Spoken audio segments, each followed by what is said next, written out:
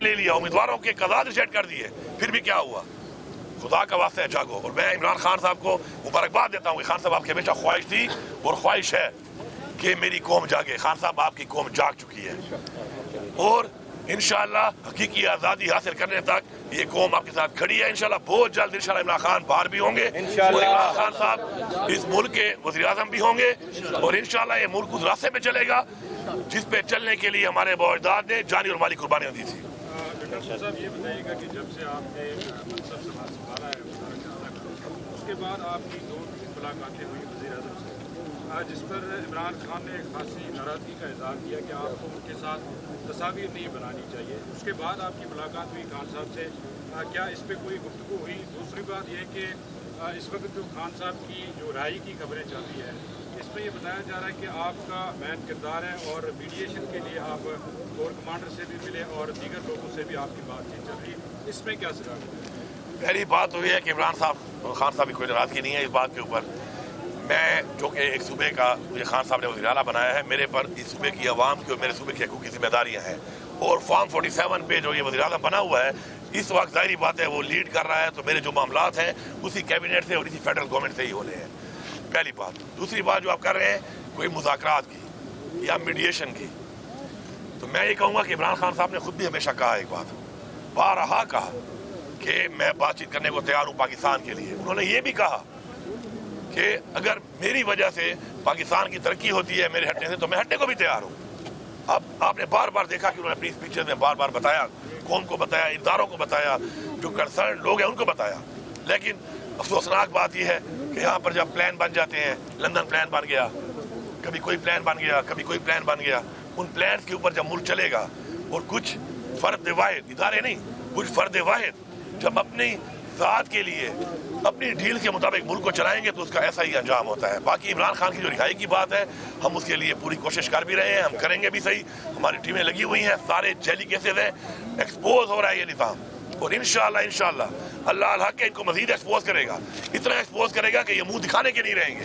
इसलिए मैं इनसे रिक्वेस्ट करता हूँ कि बजाय आप मुंह दिखाने के नहीं रहे, खैर है अपनी गलती मानकर और मजीद इस मुल्क की आवाम को अंधेरों में ना धकेलें। ये बताएं कि आपकी गिरफ्तारी जारी हुई है, वो तो आपकी पार्टी के अपने लोग थे जिन्होंने आप लोगों के खिलाफ जो वो बयान दिए हैं अदालतों में, उन लोगों के लिए क्या मैसेज है? साने 9 मई के बाद आप अदालतों के ऊपर भी इल्ज़ाम तराशी करते रहे हैं और जो अहम तनसीबात थी उसके हवाले से आपके ऊपर भी इल्ज़ाम लगते रहे, लेकिन आपके अपने लोग आप लोगों के खिलाफ बयान दिए जिसकी वजह से आपके नाकाम गिरफ्तारी जारी है, उनके लिए क्या मैसेज है?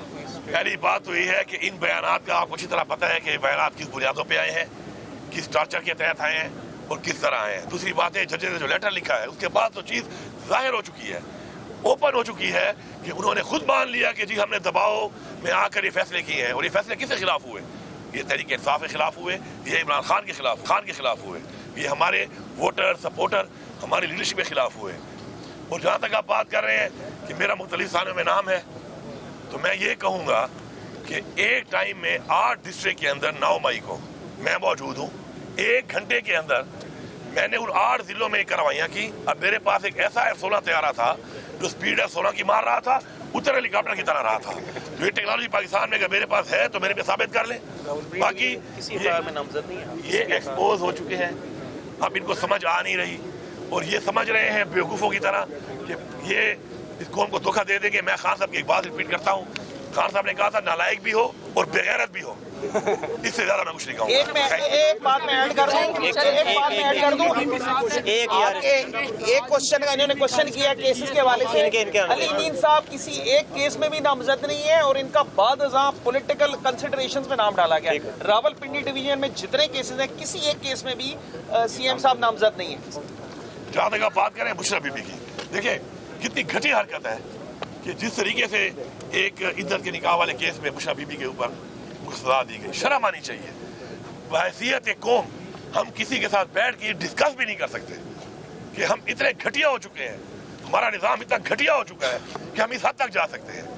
दूसरी बात सेहत के हवाले से उनका आया था, हमने तो लेटर लिखा है इनको कि हमें तो इन पर एतमाद है नहीं क्योंकि इनका पिछला रिकॉर्ड भी ऐसा है।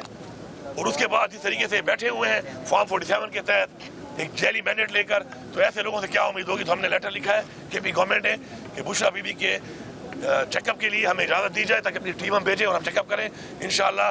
बुशरा बीबी भी इंशाल्लाह खान साहब की माशाल्लाह वाइफ है, उनका भी जज्बा और स्पिरिट जो है खान साहब की तरह है, जिस तरह खान साहब इंशाल्लाह डटे हुए हैं वो भी डटी हुई हैं इंशाल्लाह। मैं फिर इतना कहूँगा कि थोड़ी शर्म कर लो, थोड़ी हया कर लो और अपने आप को मजीद एक्सपोज, मैं वो लफ्ज़ यूज़ करता हूँ, अपने आप को मजीद नंगा ना करो। Thank you sir. په پنجۍ کې د خیبر پښتونخوا وزیر اعلی الیمین ګنجاپور میډیا ته وینا کوله. دوی ویل پی ټي آی د عوامو حقیقي ازادي لپاره جدوجهد کوي. باندې پی ټي آی په جعلي کیسونو کې بندیوان دی. په ملک کې د ټولو لوی مینډیټ تحریک انصاف ته ترلاسه شوی. د پی ټي آی نه مینډیټ تر وړلو سره فام 39 ورکړی شوی. الیمین ګنجاپور دا هم ویل چې د ملک حالاتو ذمہوار به بې نقابه کیږي. د باندې پی ټي آی به ډېر زر خوشي کولی شي.